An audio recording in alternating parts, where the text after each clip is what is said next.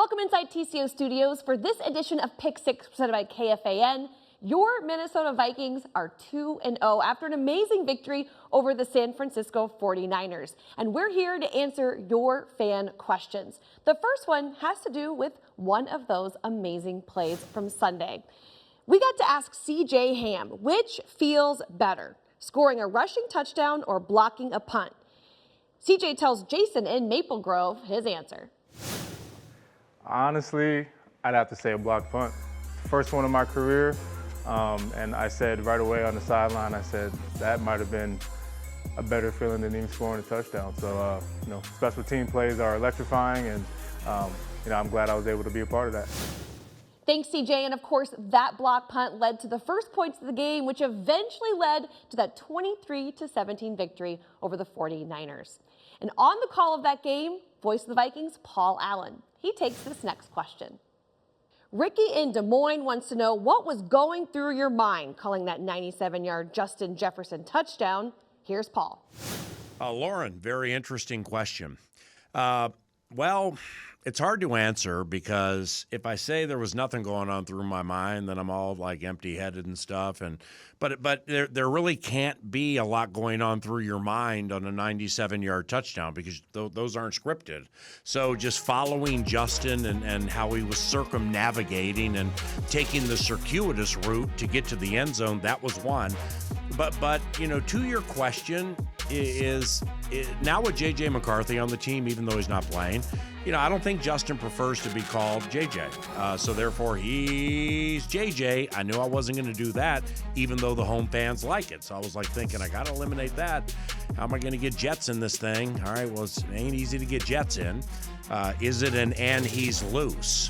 Well, that wasn't the situation either because he might have gotten caught if Naylor hadn't gotten down there and gotten Odom.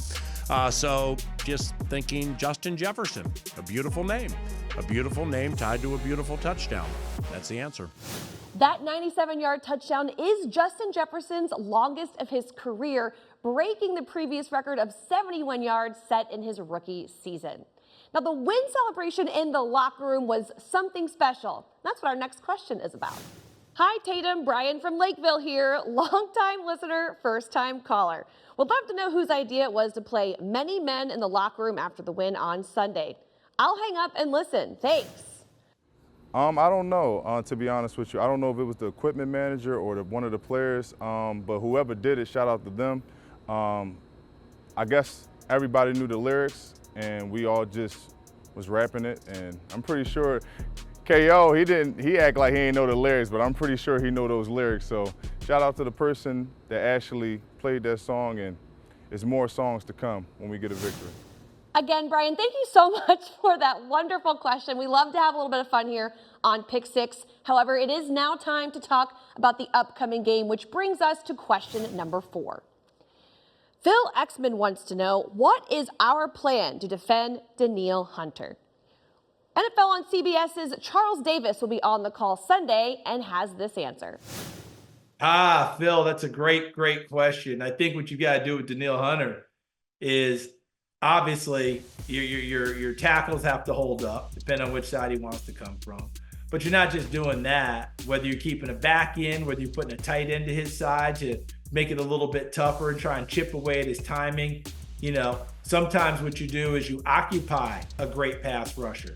You have your running game directed at him, your screen game, your misdirections, a lot of things to try and occupy him to make him take an extra step or two before he runs towards your quarterback. So everything that you're going to do in this ballgame to try and slow him down, those are the things, whether it's extra bodies or whether it's in your play calling. Sometimes you go at a person like that to slow him down as opposed to going away from him where he might run you down. Thanks, Charles. Now, Danielle is playing in US Bank Stadium for the first time as an opponent. Meanwhile, Blake Cashman played for the Texans last season, so we felt like this question would be great for him.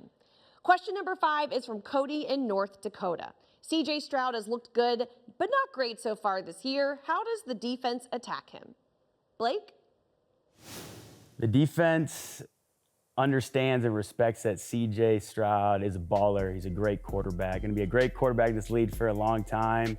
But what we need to do is play our style of football, cause a lot of confusion for him, and then get a lot of pressure inside to make every throw he has more challenging. Thanks, Blake. He's hoping for another great performance. In fact, his stat line from Sunday, no one has done since 2013. 13 tackles, a sack, and 3 passes defended. The defense's performance so far this season sparked a lot of pick six questions, and we're going to end this episode with question number 6 from Ben in Virginia. He wants to ask Pete Bercich, what's impressed you the most about Brian Flores' defense so far this season? Vikings radio analyst, take it away.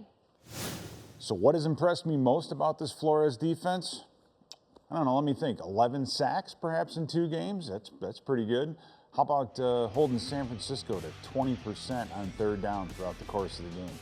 That's pretty good too. Actually, what's most impressive is the fact that so many guys are making plays. Think about it. You go into this season, you know you brought some free agents in, but look at the production. Andrew Van Ginkel. You've got Jonathan Grenard.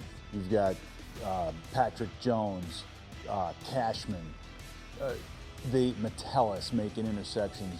There are so many different players on this defense making plays. Why is that? Because they're versatile. They fit in the Flores scheme. Flores knows exactly how to use them, where to put them, where to send them, when not to send them.